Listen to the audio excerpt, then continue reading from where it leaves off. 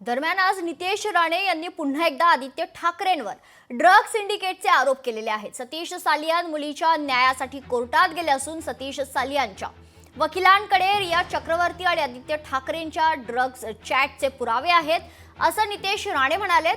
सर्व पुरावे न्यायालयात आल्यावर दूध का दूध पाणी का पाणी होईल असं नितेश राणे यांनी म्हटलंय।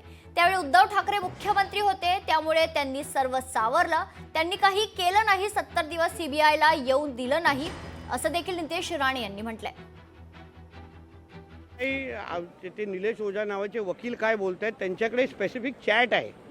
चॅटमध्ये रिया चतुर्वेदी आणि आदित्य ठाकरेच्या मध्ये ड्रग्सच्या लेण्या देण्याबद्दल सप्लायबद्दल झालेले चॅट आहेत। ते पुरावे त्यांच्याकडे आहेत आणि ते पुरावे ते कोर्टामध्ये सादर करणार आहेत। आता हा त्यांच्याकडे असलेल्या पुराव्याच्या अनुसार केलेला त्यांनी स्टेटमेंट आहे।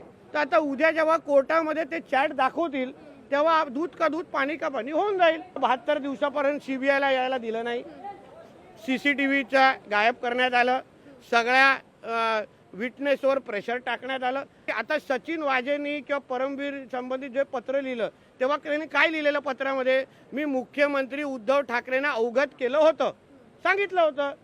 म्हणजे याच्यामुळेच उद्धव ठाकरे ते जबाबदार धरतायत।